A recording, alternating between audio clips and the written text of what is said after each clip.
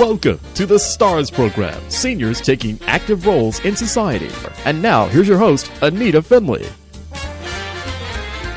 Well, everybody knows that I absolutely love to have authors on my show, and someone once asked me, why do I like that? Well, if you're an author, you understand what it takes to write. You got to be very, very, not only smart, but you have to be organized. You have to be really dedicated to what you are doing. Otherwise, you won't get it done. So I came across someone who I just love what he did, and his name is DeFilippo, and the book that he wrote is called Black Country, but it's the Asbury Triptych series. Now, that doesn't mean anything to anybody yet.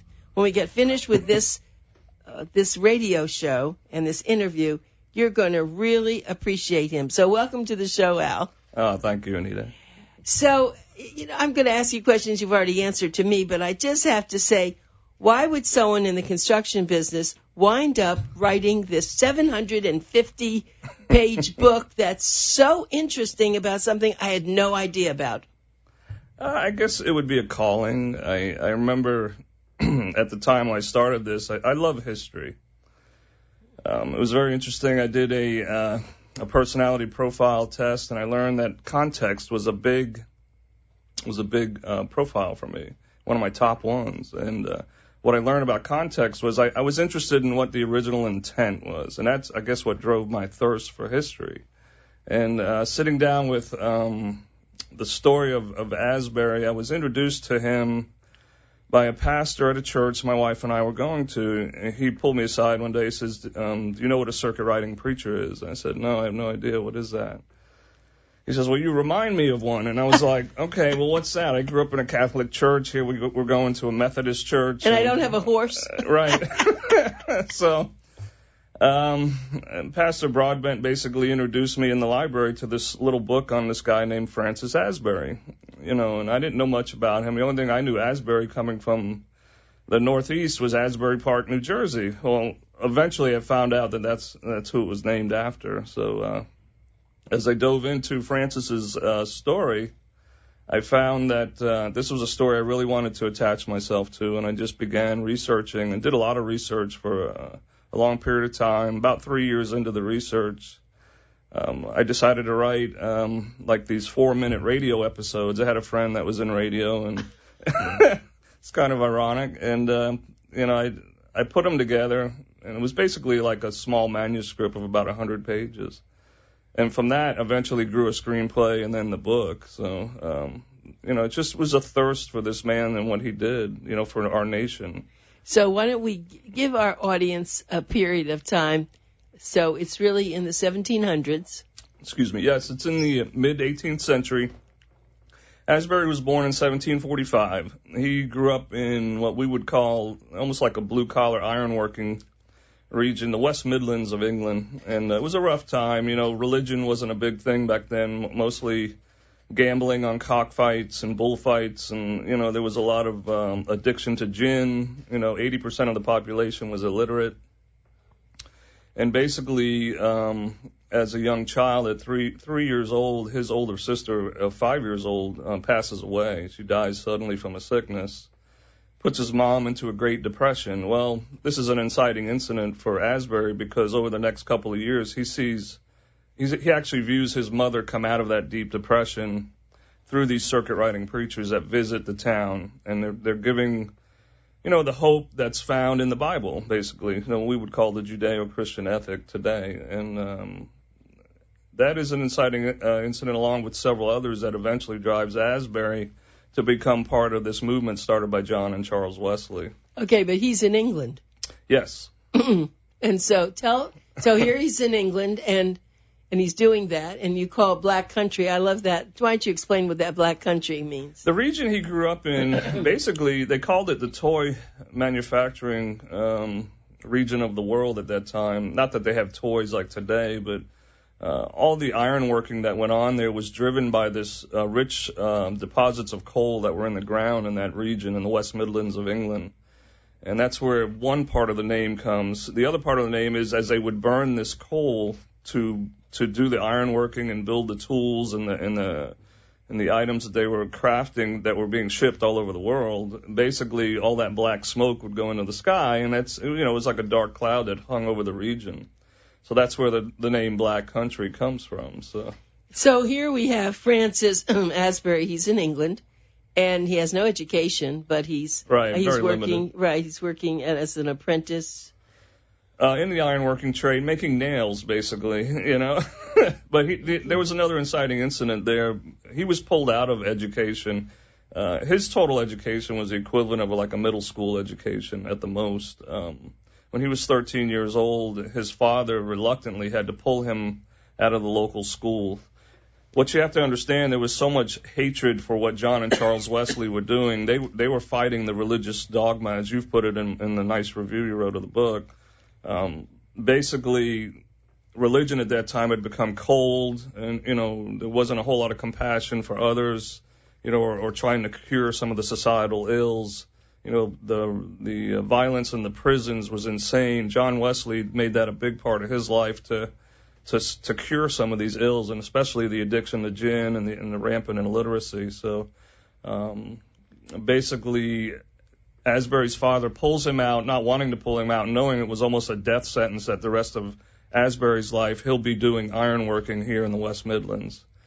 But as fate would have it, things get turned around.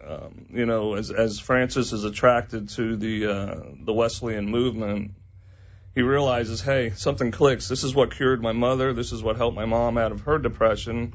He has vivid memories of her standing in the window just singing praises to God, because she realized that she would see her young daughter again in heaven, and that was part of the message that was coming to her from the circuit riding preachers. Well, he's drawn to this movement, starts reading from the Bible, he was able to read the Bible by the time he was 6 years old.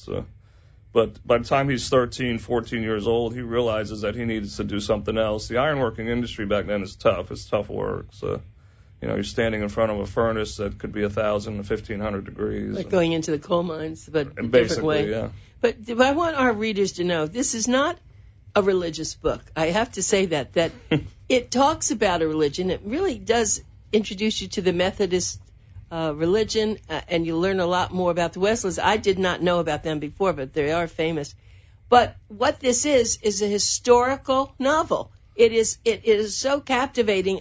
It's, as I said at the beginning, it's over 750 pages. And when I go to look at books to see if we want them as one of our books of the month or to review them, I take a pretty fast look at it. And I started reading this, and this is a big book. And I was up for a few hours. I said, I'm going to try to get this book. This is interesting. This is a book that you take where you just want to forget the world and just read. And so I want our listeners to understand, this is one of the most interesting books about something you've never heard about before. Well, thank you, Anita. Yeah, when I was, it's funny, I originally wrote this as a screenplay, as I've told you. It won an award with Writer's Digest. And basically, when you're writing a screenplay, it's extremely visual. So I kind of took that into the book as I went to the novel. I finally listened to my wife after many years. She says, you need to write this as a book, and so, Kim was right. As I got into the book, I realized there was so much more than one book here. That's why it's a trilogy. It's basically right. We didn't even get that far. There is another one that's done, and then he's working on the third one. But just going back to this, what I thought was great was, so now here's this man who really doesn't have any money. He lives in England, and for some reason he decided to come over to. Why don't you talk about that passage? Right. He spent 6 years in England on horseback preaching. Now, Francis, growing up in the Black Country, he didn't realize what was out beyond the Black Country. So once he started to travel about, he would be assigned to a region to preach. And, he was slightly disobedient at times, and he got reprimanded for it. There was one incident where he was supposed to be on a certain route, but he wanted to go further. He had never been this far. He's running into cathedrals that were built 800, 900 years before his time. Some of the beautiful cathedrals in the northern part of England and the southern part of England. Salisbury, today even the Magna Carta is still stored there. That was written 500 years before Asbury's time. Well, he had the opportunity to see these things, and it built that passion for traveling and wandering about, as I put it. And How was he supported while he did that? From just when he goes to do some preaching, some people give him some donations? Basically, it was through what the Wesley brothers had set up. There was a small, almost like what you would call like a stipend, you know. Mm-hmm. But basically, they were supported by the people they would visit, too. You know, that's where they would receive a dinner, you know, even a night's stay. If not, they were sleeping outdoors, you know, even in below freezing temperatures. These were rugged men, you know, rough men. It's completely opposite of what we see today as a preacher. You know, back then, most of these men, you know, died before they were in their 30s because of the harsh conditions. You know, Asbury was doing 6,000 miles a year on horseback. Amazing. You know, and you sleep outdoors a lot. But Asbury had this driving sense of purpose, and he basically lived till he was 71. You know, he almost dies in the saddle. You know, they basically have to pull him out of the saddle. So, okay, so now he decides, why did he decide then to come to the United States or to America? Well, at that time, it was a combination of the discipline he was receiving for being slightly disobedient. He had this wanderlust, and there was a huge need in the colonies. People in the colonies were crying out back to England, to John Wesley, sending letters, please send us some of your inspired preachers. We want some of those men here. Well, Asbury wasn't quite at that level yet. He was only 26 years old. You know, this is basically a fish out of water story. You know, he's being sent westward to the colonies as the colonies are getting ready to erupt into this war with his country, with England, you know, the Revolutionary War. So as the English preachers that were sent before Asbury are in the colonies are heading back to England, here's Asbury getting on a ship going to America. So. And how did the colonists feel? Did they think he was a spy or something? What happens eventually as he starts to travel about, he realizes that he's on his own. You know, he hasn't inherited a whole lot of help. So as the men were heading back to England, especially as the war broke out in 1776, he basically was on his own. There were a few preachers that were left, but they were preaching about the king, which is what the colonists didn't want to hear. You know, they were, you know, still trying to bless the king. And what happens is he gets on horseback and realizes he has to do it on his own. So he starts recruiting men, you know, all kinds of men just to help him that are new to the faith. But yes, there's times where basically the colonists don't know who is Asbury. Is he a British spy, you know, helping the redcoats, you know, and giving them, you know, troop locations or what, you know? So it makes for an interesting story. He's truly a fish out of water pretty much for a long period of time. So, you know, when you talk like this, it's so interesting. As fascinated as I was with the book, I'm as fascinated with you. Oh, now, I should tell everybody that this is, you know, I'm just going to say this again because I started off with it. But it's really Al DeFilippo, and the name of the book is Black Country, the Asbury Triptych series. And we are going to have Al back again for another interview, but I just hope that you're catching the fire that he's giving us. So now we have, for those of you who are interested in religion, this is really going to be fascinating. But even if you're not, and I'm not a particularly religious person, but I have to tell you, I got so involved in this book and what the religion was and how here the Methodist Church is a big, it's a big religion here in the United States. Right. It was all started at that point. So now, okay, so he's here, and he's in, during the Revolution. He lands in Philadelphia in 1771, and basically when he arrives, there's maybe 600 members in that church between New York City, Maryland, and Philadelphia. By the time of his death, 45 years later, it's the largest church in the country, well over 200,000, almost 250,000 members. He started with just himself as a traveling preacher. He eventually got close to 4,000 traveling preachers that went everywhere from Maine and Nova Scotia down to Georgia, into Tennessee, Ohio. He dies in 1816. And did he ever? Let's see. But he must have had a very nice personality. He did. What was unique with Francis was, having that blue collar background. He was very friendly, very open to people. He had the gift of administration. Basically, he knew men and he knew how to manage men well, which was hard to find because he was so hands-on, working in the blacksmithing business, or that industry rather. And he had this rare combination where not only could he do things hands-on, he could administer people. And that's what allowed for that movement to grow. It became quite large. You know, a lot of his preachers he brought online were new to the faith. They were ex-gamblers, ex-slaves, horse traders, guys that weren't so much on the up and up, and they were new to the faith. And there's some really interesting incidents with some of them. Some of them were ex-fighters. They fought for money. So it's interesting that they would even want to do something like this. He must have been. Well, they had a conversion experience. They realized their lives were heading down a wrong track, and then they meet someone like Asbury who, naturally pulls you in, and it's like, hey, it was very easy for them. Live a better life, right? Yeah. Well, also too, you got to remember back then the burgeoning frontier was rough. People were doing everything to survive. Not only for themselves for food, but for safety. As you got into what would be Tennessee and Kentucky today, you're talking some very rough country. So right. Well, even today, there's some of those places which are pretty barren, and right. it's but let's just continue along. So now he has this mission. So does he ever? He starts. Of course, he's on horseback, I have to assume, but doing this. But when does he start building churches? Actual churches. Asbury was not big into buildings. Matter of fact, he actually criticized when the movement moved into New England and they were building these magnificent steeples on top of the buildings. He saw it as folly because where he came from in England, he saw real cathedrals. The cathedrals that were built. Ken Follett's book, The Pillars of the Earth.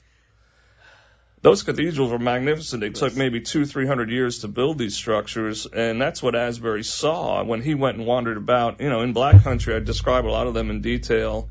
That was fascinating for me, just to see that. And today, everything Excuse me, did you visit any of those? No, I didn't. Everybody asks me that question. Oh, my goodness, Al, you have another life in front of you. You don't have to with Google Earth and YouTube anymore. I know, but there's still something else. Yeah, I would love to, yeah. And I don't want to run out of time, and we're not running out of time yet, but I want to talk about, we're going to go fast forward. Okay.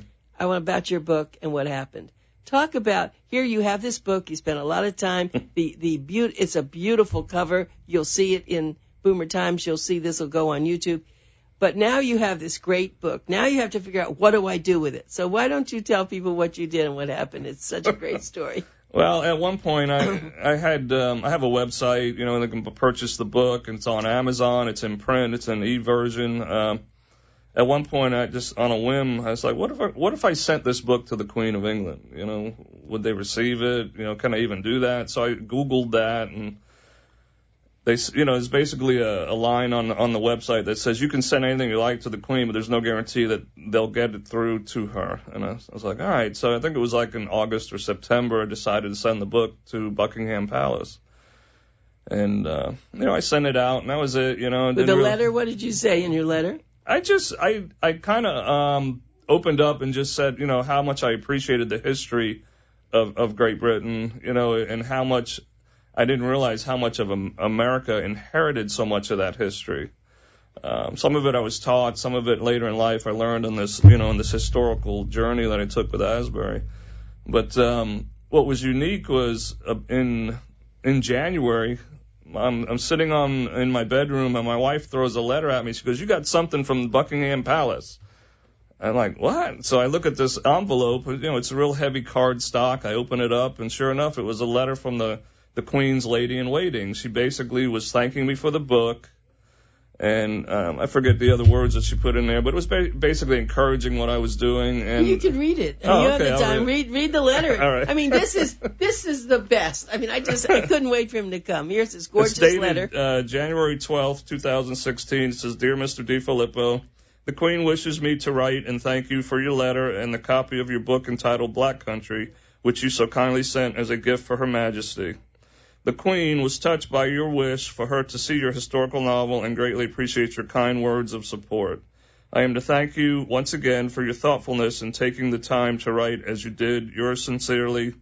And it's signed by a woman, and her title is The Lady in Waiting. So, that is so unusual. That's why I've told people, just put things out there. The energy that you put out there now.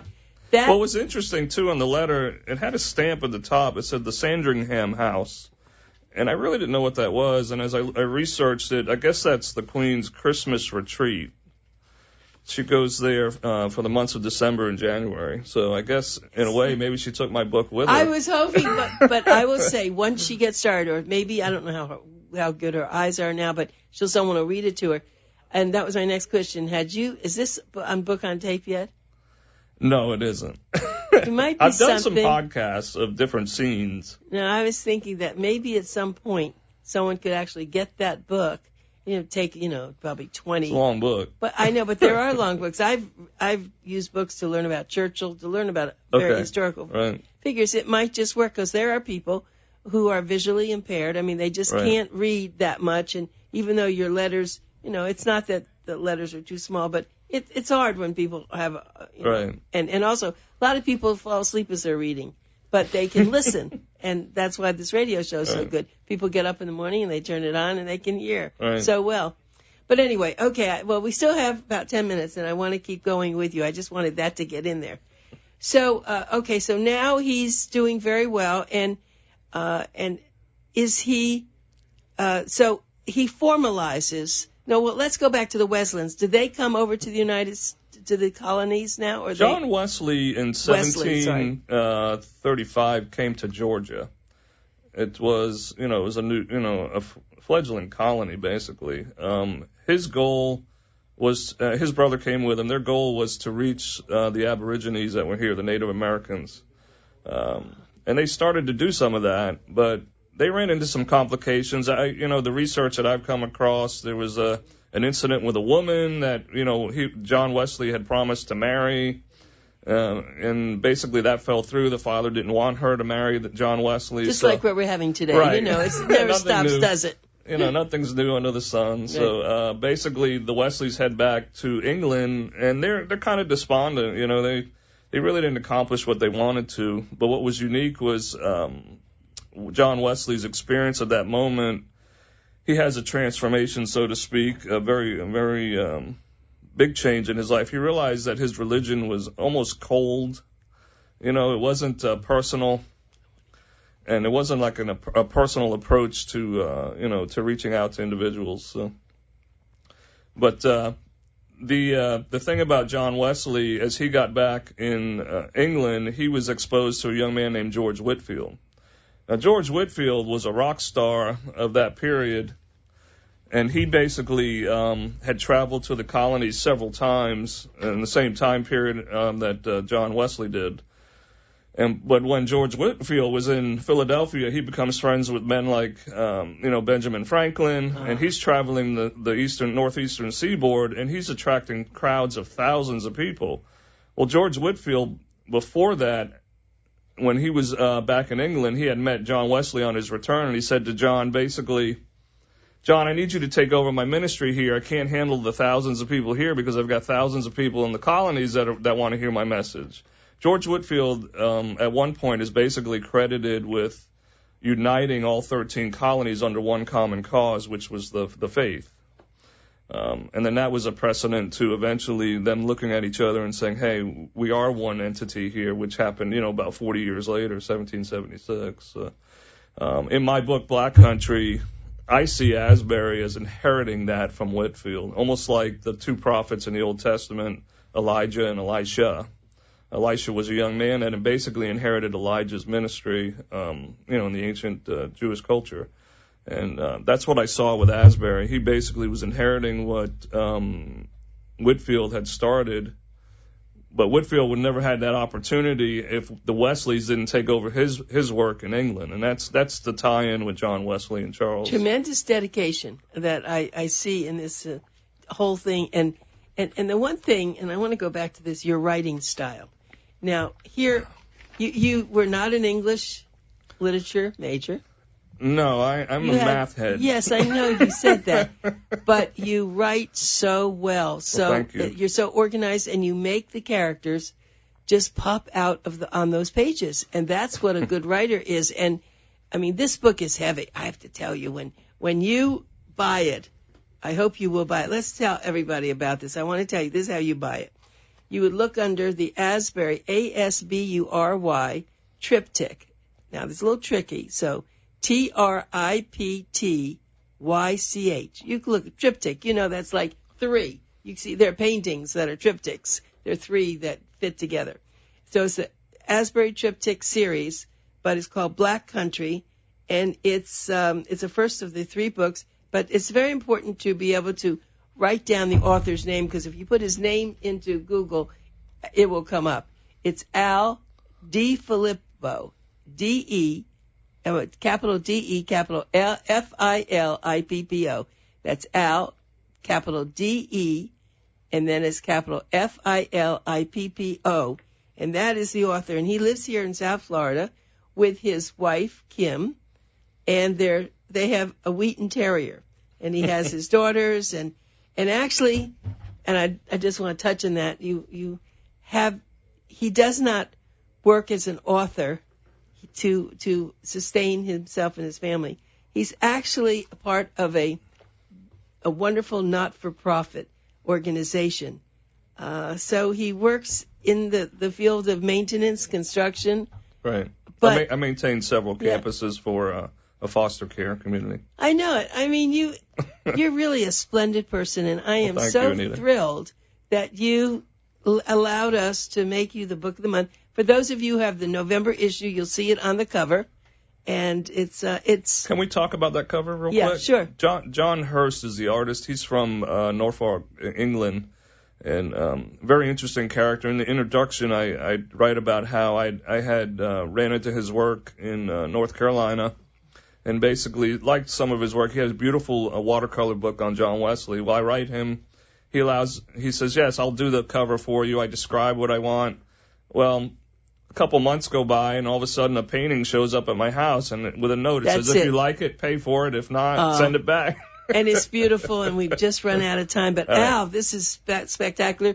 We'll have you back again, and I hope people will buy this book. Maybe by the next time, then they'll be able to even write along with you. So thank you very much. Thank you, Anita.